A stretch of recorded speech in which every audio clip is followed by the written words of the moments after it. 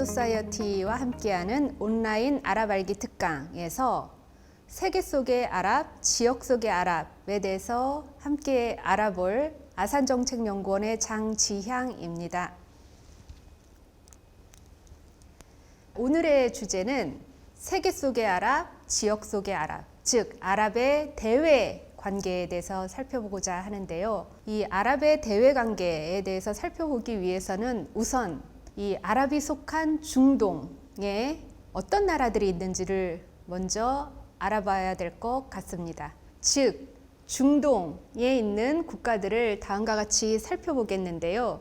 중동에는 20여 나라가 있습니다. 그리고 이 20여 나라에는 아랍, 투르크, 페르시아, 유대, 쿠르드 민족이 살고 있습니다. 아랍 민족은 튀니지, 이집트, 팔레스타인 자치정부, 이라크, 알제리, 레바논, 사우디아라비아, 아랍에미리트, 카타르, 바레인, 오만, 쿠웨이트, 요르단, 모로코, 시리아, 리비아, 예멘의 다수민족으로 살고 있습니다. 튀르크 민족은 터키, 페르시아 민족은 이란, 유대 민족은 이스라엘의 다수민족으로 살고 있고, 쿠르드 민족은 터키, 이란, 이라크, 시리아에서 소수민족으로 살고 있습니다. 즉 쿠르드 민족만 이 정식 국가를 세우지 못한 채 4개 국가에 흩어져서 소수민족으로 살고 있는 것이죠. 이러한 중동 내 아랍 국가의 특성을 좀 더 살펴보면 이스라엘을 제외하고는 무슬림 다수 국가지만 이들도 시아파와 수니파로 나뉘며 레바논 인구 가운데 40%는 기독교도입니다. 그리고 이 중동 8개국에서는 왕이 여전히 지배하고 있고 다 아랍 국가들이죠. GCC 걸프협력회의 국가 6개국과 모로코, 요르단입니다. 그리고 비왕정 국가 가운데서도 튀니지와 이스라엘을 제외하고는 모두 비민주주의 체제에 속하고 있습니다. 그럼 이렇게 많은 아랍 국가를 어떻게 살펴보냐고요? 굉장히 어렵겠죠. 그래서 이 아랍 국가를 분류해 보기 위해서 국가 역량의 대표 요소라고 하는 첫째, 법 집행력, 두 번째, 사회 화답력으로 나뉘어서 4가지 국가군으로 살펴보도록 하겠습니다. 훨씬 입체적으로 보이기 때문에 이 아랍 국가를 지금껏 계속 나열하면서 봤던 것보다 더 입체적이고 구체적으로 살펴볼 수 있습니다. 이 4가지 국가 분류법 중에서 처음부터 살펴보도록 하겠습니다. 첫째, 2가지 기준이라고 했었죠. 법 집행력과 사회 화답력 2가지가 모두 높은 국가는 유일하게 튀니지가 있습니다. 중동 전체를 포함하면 이스라엘도 첫 번째 국가군에 해당합니다. 즉 우리가 보통 민주주의 체제라고 하는 국가들이 이 튀니지와 이스라엘이라고 보시면 되고요. 두 번째, 법 집행력은 굉장히 높지만 사회를 향한 화답력이 낮은 케이스는 이집트, 팔레스타인 자치정부, 이라크, 알제리, 레바논이 해당되고요. 중동 전체를 포함하면 터키와 이란도 여기에 해당합니다. 보통 우리가 권위주의 체제라고 부르는 국가군들이 이 특성을 갖고 있죠. 즉, 법 집행은 국가가 위에서 아래로 강력하게 할 수 있지만 사회, 즉 시민이 원하는 바에 대해서 복지 정책을 잘 펼친다거나 하는 이런 화답력은 굉장히 낮은 케이스입니다. 자, 3번째 사례 같은 경우는 2번째 사례와 정반대입니다. 즉 화답력은 높지만 집행력은 낮습니다. 이 시민이 원하는 바는 복지 정책을 통해서 굉장히 잘 배분을 해주지만 이 법의 집행력, 즉 국가의 제도력, 그 다음에 국가의 관료들의 수준은 조금 낮은 케이스죠. 바로 이 걸프 산유왕정인 6개국, 걸프 협력회의 6개국이죠. 비산유왕정인 요르단, 모로코가 여기에 해당됩니다. 마지막으로 2가지 국가 역량이 모두 낮은, 즉 법 집행력도 낮고 사회 화답력도 낮은 케이스가 바로 지금 현재 이 10여 년째 내전이 계속되고 있는 시리아, 리비아, 예멘이 되겠습니다.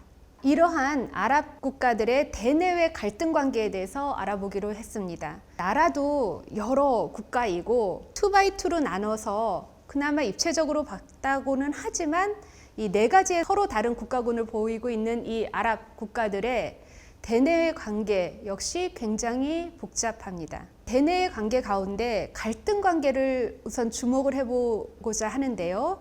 지금 현재 아랍 세계에서 내전이 세 나라에서 진행되고 있습니다. 그런데 이 세 나라에서 진행되는 내전에서 아랍 국가들이 보이는 태도 그리고 입장은 굉장히 또 다릅니다. 자, 시리아 내전부터 살펴보겠습니다. 시리아 내전은 시리아 정부군과 시리아 반군이 서로 싸우는데요. 시리아 정부군 같은 경우는 이란과 러시아가 지원하고 있습니다. 그리고 더 나아가서 친이란 콕두각시 조직, 즉 프록시 조직이라고 하는 레바논의 헤즈볼라, 이라크의 카타이브 헤즈볼라가 이란을 도와서 시리아 정부군, 아사드 정부군을 돕고 있습니다. 반면 이 시리아 반군을 돕는 나라들은 사우디, 카타르, 터키, 미국, 영국, 프랑스가 해당됩니다. 자, 예멘 내전은 또 좀 다른 모습입니다. 예멘 내전은 예멘 정부군과 후티 반군이 서로 싸우고 있는 전쟁인데요. 예멘 정부군을 사우디가 주도하는 아랍 동맹군, 즉 UAE, 바레인, 쿠웨이트, 카타르, 이집트, 모로코, 요르단, 수단이 포함되는 이 동맹군이 정부군을 지원하고 있고, 반면에 후티 반군은 이란이 지원하고 있습니다. 마지막으로 리비아 내전은 좀 더 복잡합니다. 리비아 내전은 서부 이슬람주의 통합정부군과 동부 세속주의 리비아 국민군이 서로 싸우고 있는데요. 전자인 이슬람주의 통합정부군은 카타르, 터키, 이란, 이탈리아가 지원하고 있는 반면에 이 세속주의 리비아 국민군, 반군이죠. 반군은 이집트, UAE, 사우디, 러시아, 프랑스가 지원하고 있습니다. 자, 흔히 아랍 세계 혹은 중동 지역을 보고 이 분쟁의 취약 지역이라고 하는데, 벌써 이 중동 지역에서 내전이 서로 다른 세 나라에서 일어나고 있고, 이 내전을 둘러싼 아랍의 대내외 갈등 관계가 굉장히 복잡한 것을 알 수 있습니다.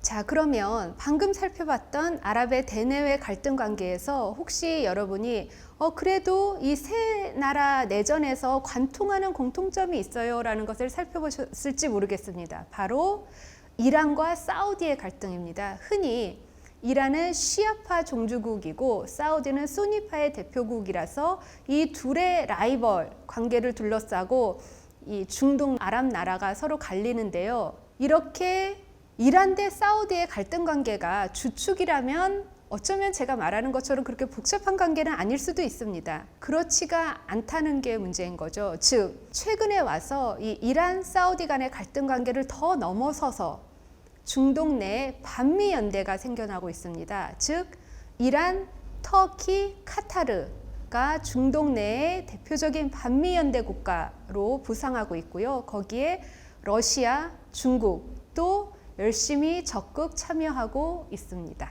카타르 같은 경우는 GCC 걸프협력회의 국가잖아요. 그런데 아랍 순니파 산유 왕정이 왜 이란, 터키가 함께하는 반미연대에 들어가고 있는 걸까요? 왜냐하면 많이들 아실 테지만 다 자국 이익을 쫓아서 서로 다른 계산을 하고 있기 때문입니다. 즉, 에너지 자원 확보, 이슬람 극단주의 테러리즘 억지, 난민 유입, 그리고 체제와 성향, 종파를 둘러싸고 중동과 아랍 국가뿐만 아니라 소위 유엔의 상임이사국과 강대국이라고 하는 나라들마저 서로 다른 이 자신들의 자국 이익 계산법을 통해서 중동이라고 하는 분쟁 취약 지역에 적극 개입을 하고 있는 것이죠. 이처럼 아랍 대내의 갈등 관계는 굉장히 복잡합니다. 하지만 이전 시간에 살펴본 것처럼 아랍 산유 왕정에서 개혁 개방의 바람도 지금 아주 빠르게 불고 있기 때문에 이러한 관전 포인트를 가지고 아랍의 대외 관계를 살펴보면 좋을 것 같습니다.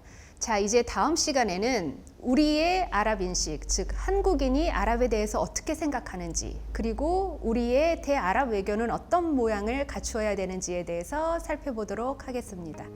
감사합니다.